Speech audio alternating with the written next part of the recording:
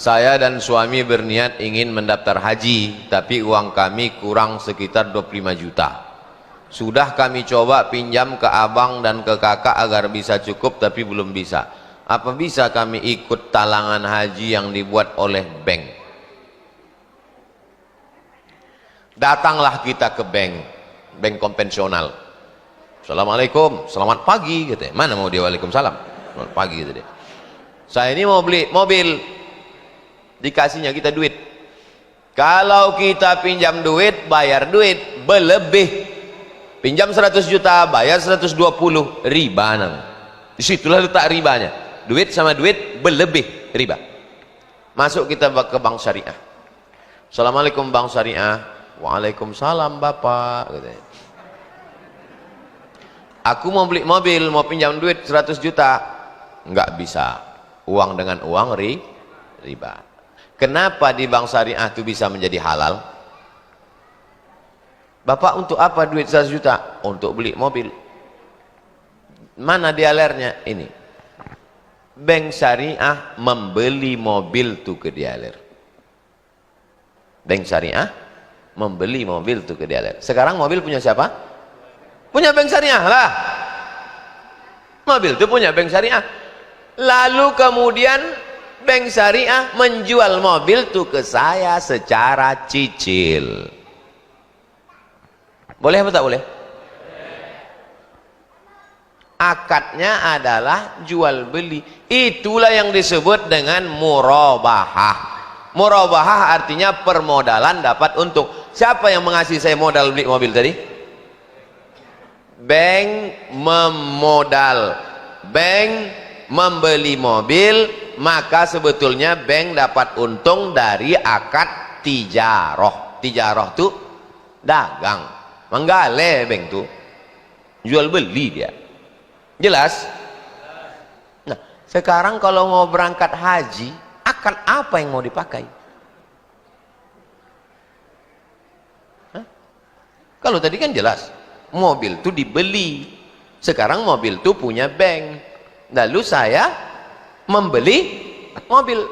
Kalau mau berangkat haji, akad apa yang mau dipakai?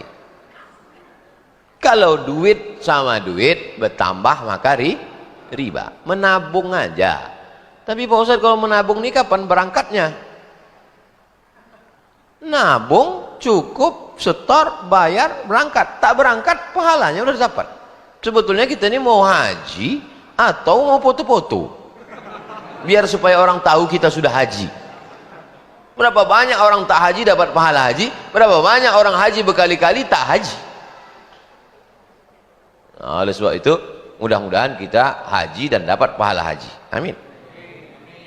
Hidup ini tak usah sulit. Hidup sudah susah, jangan bikin susah.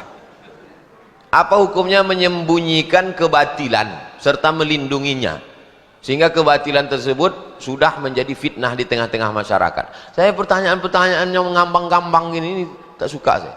Saya suka tuh to the point, langsung aja. Saya kan jawab gitu kan, selalu saya jawab tuh langsung. Seorang tukang melarikan duit masjid sampai saat ini belum selesai.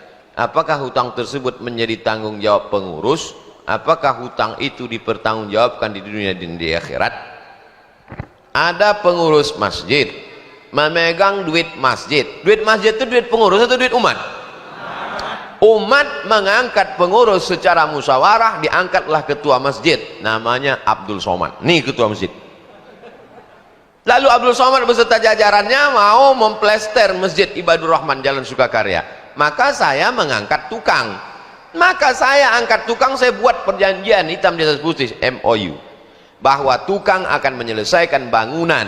Bangunannya ini, duit yang disetor sekian akan selesai dalam sekian hari. Kalau tidak, maka kau tukang ku penjara, kan kau ke dalam penjara. Mesti jelas MOU-nya. Maka ketika tidak terwujud, siapa bertanggung jawab? Jelas, penjarakanlah bersama kalau tak selesai bangunan.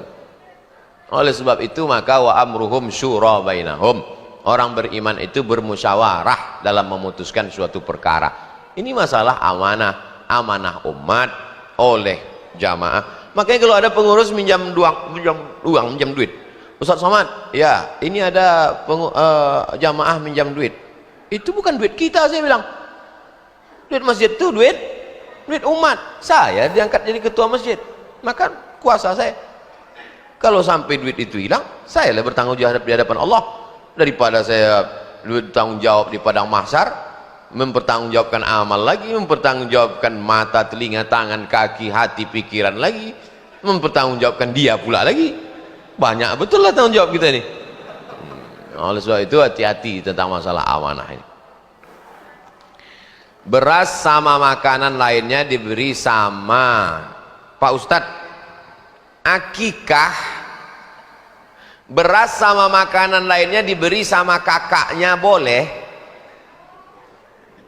Ini mesti dibawakan ke Fakultas Pendidikan Jurusan Bahasa Indonesia. Pak Ustadz, akikah, baris pertama, Pak Ustadz, kalau akikah beras sama makanan lainnya diberi sama kakaknya boleh? Tanda tak ada, koma tak ada. Tapi saya paham, kitab kuning aja kita paham, apalagi macam-macam ini.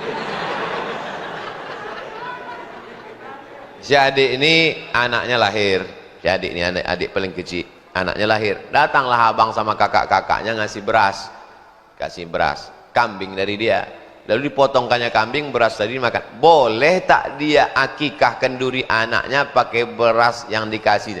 Jangankan berasnya, kambingnya pun dikasih kakak kau bagus. Kalau kakak tuh bagus, kambing tuh kasih. Aku senang betul anak kau lahir. Nah, ini kambingnya. Bagus, selesai. Labbaik Allahumma syubrumah, labbaik Allahumma syubrumah. Kata Nabi, Subrumah itu siapa? Akhi, saudaraku. Kuhajikan Subrumah, kuhajikan Subrumah. Kata Nabi, siapa Subrumah nih? Saudaraku ya Rasulullah. Kau hajikan dia? Iya. Bukan ngasih kambing, bukan ngasih beras, haji. Kau hajikan saudaramu. Bagus. Kuhajikan Subrumah. Kau sudah haji apa belum? Belum ya Rasulullah. Salah kau, kata Nabi. Hajikan dulu dirimu, baru kau hajikan saudara kau. Ya, sahabat dulu begitu. Saudara itu dulu dihajikan baru dia. Orang sekarang haji bolak-balik, saudara tak makan. Beruntung kau punya saudara dikasihnya beras. Saudara sekarang beras kau pula diambilnya kadang. Bagaimana pendapat tentang sholat subuh di masjid lain tapi pengajian di sini? Apakah bisa ikut Isra' Pak Ustadz? Man sholat subuha fi jama'atin, sholat subuh berjamaah di masjid, summa menunjukkan dia tidak melakukan aktivitas lain. Sholat subuh di masjid Hijratus Sabirin, sholat subuh di masjid Hijratus Sabirin, summa kemudian yadhkurullah, berzikir dia mengingat Allah. Majelis kita ini majelis zikir, karena yang kita kaji hadis, tak ada cerita lain. Bahwa ada yang tersenyum ketawa, bukan saya nyuruh, kalian sendiri. Summa kemudian dia duduk berzikir dengan Allah hatta tatlu'as syams, sampai terbit matahari. Summa kemudian langsung menunjukkan di situ langsung yusolli rakaatain. Oleh sebab itu salat, kalau cukup 3 syarat, salat subuh berjamaah, duduk berzikir dengan Allah sampai terbit matahari, cukup 3 syarat, namanya isyraq. Jadi kalau ada tadi yang sholat subuhnya di masjid lain, datang dia kemari, sholat sunat dia, maka masuknya duha. Tapi bahwa isyraq lebih tinggi daripada duha, duha lebih tinggi daripada isyraq, mana kita tahu? Boleh jadi yang itu lebih ikhlas. Ikhlas ini malaikat pun tidak tahu, apalagi saya. Nah, jadi yang sholat subuh tadi di masjid lain, datang dia ke sini, jangan pula yang sini. Aku lebih dulu masuk surga dari kau lagi. Mudah-mudahan kita semua masuk surga.